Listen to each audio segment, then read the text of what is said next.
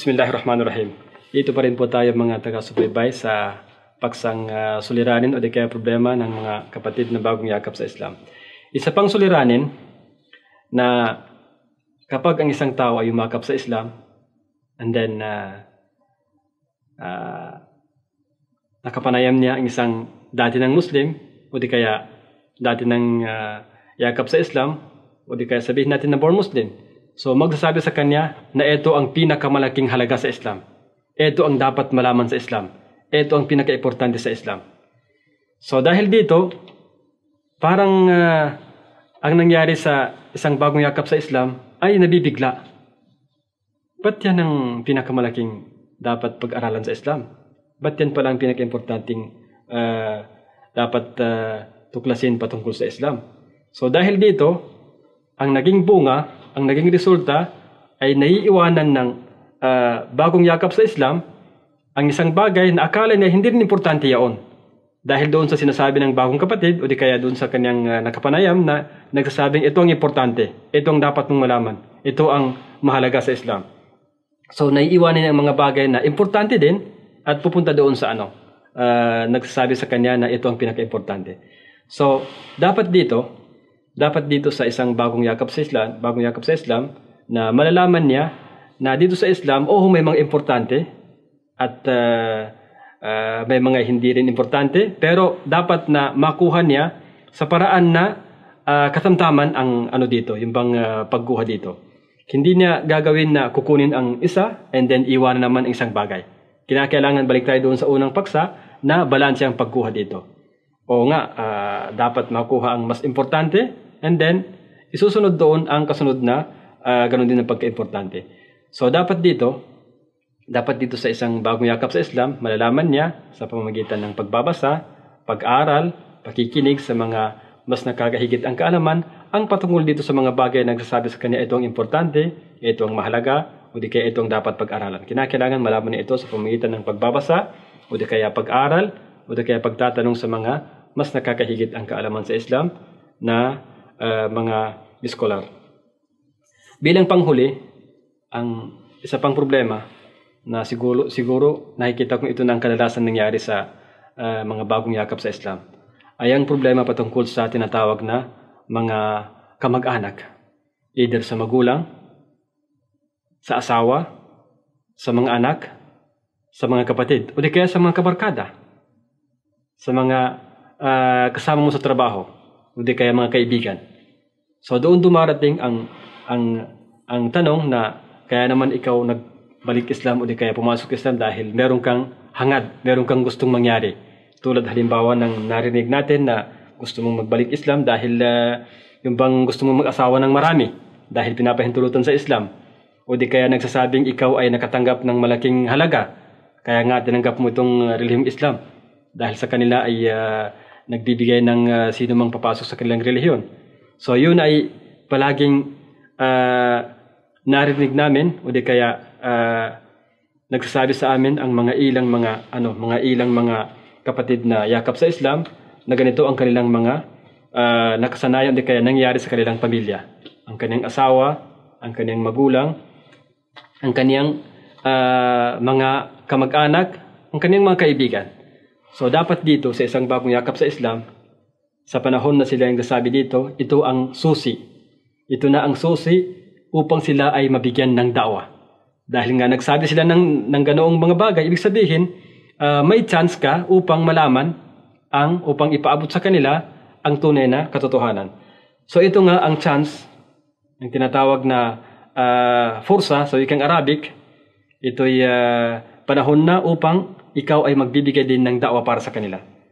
So kinakailangan malalaman mo na o di kaya maibigay sa kanila ang patungkol sa kaalaman o di kaya patungkol sa mga katuruan ng Islam, magbibigay ng kasagutan tungkol dito dahil nga sinasabi nilang kaya ka nga yumakap sa Islam dahil meron kang hangarin.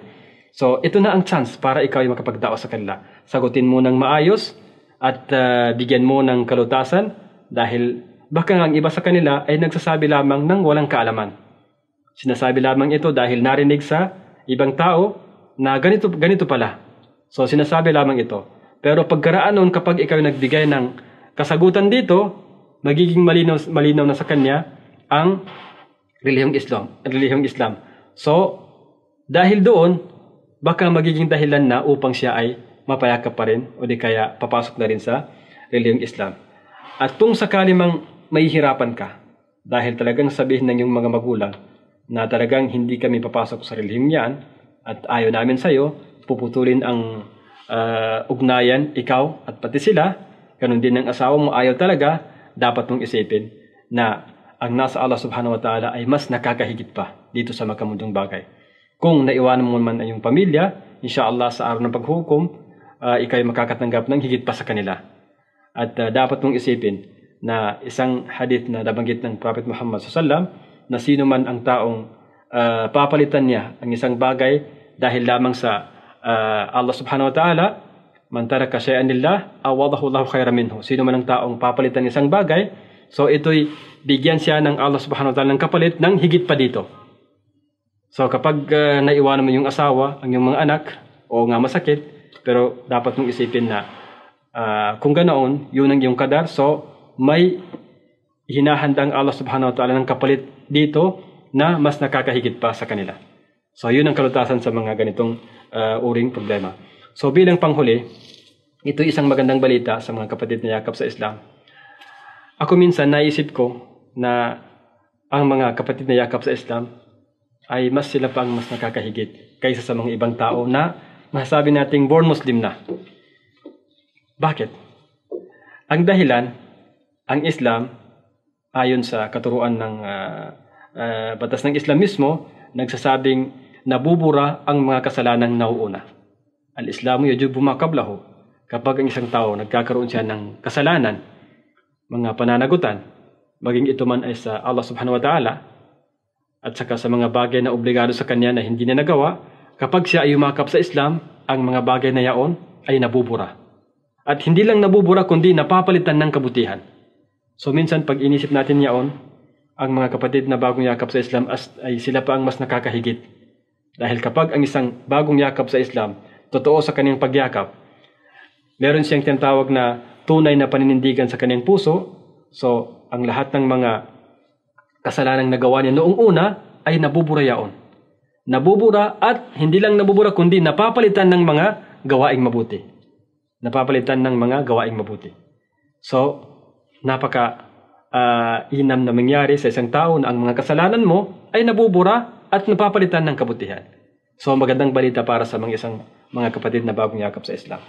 Pangalawang bagay, kung kayo lamang ay nagbabasa ng patungkol sa mga talabuhay ng mga sahaba, ang mga kasamahan ni Prophet Muhammad sallallahu alaihi wasallam na mga sahabang tawag sa kanila, kung kayo lamang ay magbabasa sa kanilang talambuhay, either sa mga books na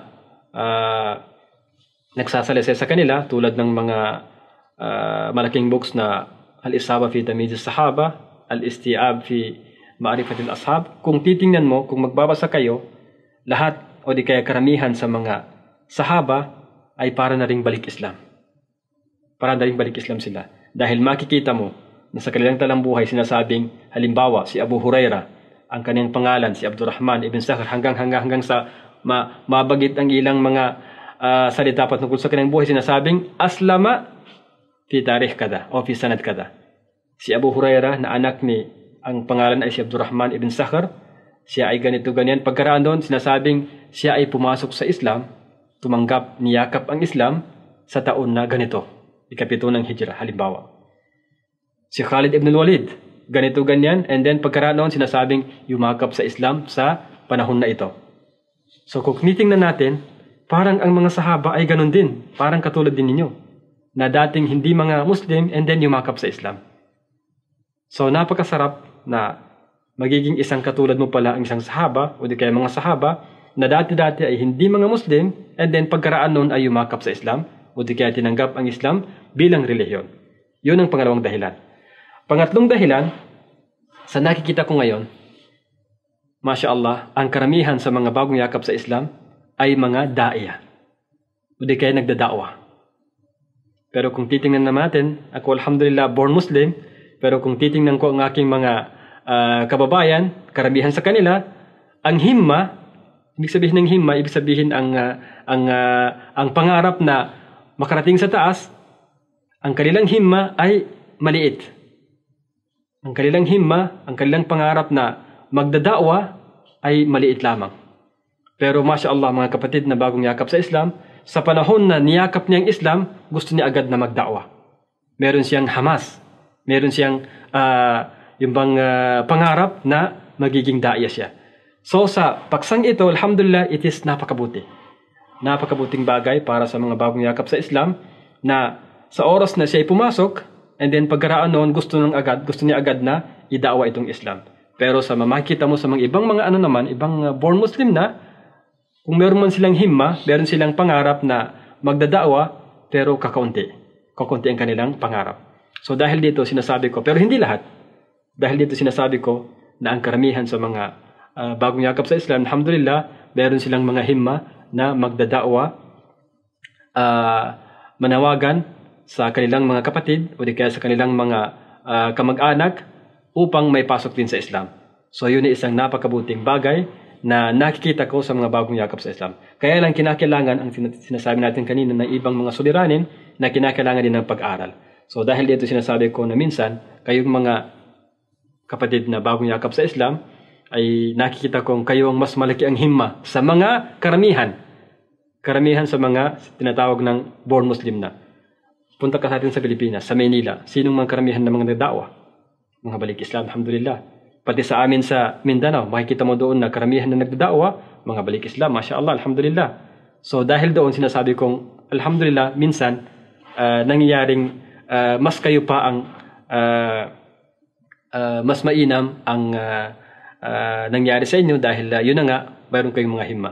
Siguro nagbabalik yun, kaya bumabalik ang dahilan na yun dahil kayo nga ay nasubukan nyo na kung paano ang kadiliman ng wala sa pananampalatayang Islam. So dahil doon nasubukan nyo ito'y masama, and then nasubukan nyo ang liwanag na Islam, so gusto nyo rin sa ibang tao na matikman ang liwanag na ito. So siguro isa yun sa mga dahilan. At kung may mga iba pang mga dahilan, yaw na sa inyo ang kaalaman. Kaya ako po ay nagpapasalamat sa mga bagong mga yakap sa Islam, lalong-lalo na doon sa mga nagbibigay ng malaking da'wa sa atin sa Pilipinas, panawagan sa mga kapatid na hindi pa Muslim, dahil nga sa himma na yan, dahil nga sa pangarap na yan, pangarap na ay inyong taglay, so kinakailangan yan ay mabigyan ng suporta at mabigyan ng lalo pang pag-aral, nang sa ganon, magiging marami sa atin sa ating bansa sa Pilipinas ang siyang yayakap sa relihiyong Islam. So hanggang dito naman po ating mga subaybay. Ako po ay nagpapasalamat sa inyo sa inyong pagsubaybay sa ating paksang tinalakay dito ang patungkol sa mga suliranin ng mga bagong yakap sa Islam. Ako po ay magbibigay ulit sa inyo ng pasasalamat at pagbati ng Assalamualaikum warahmatullahi wabarakatuh.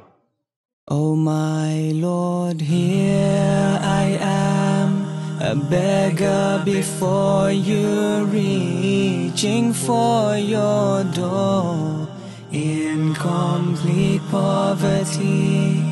All I have is my shame and humility.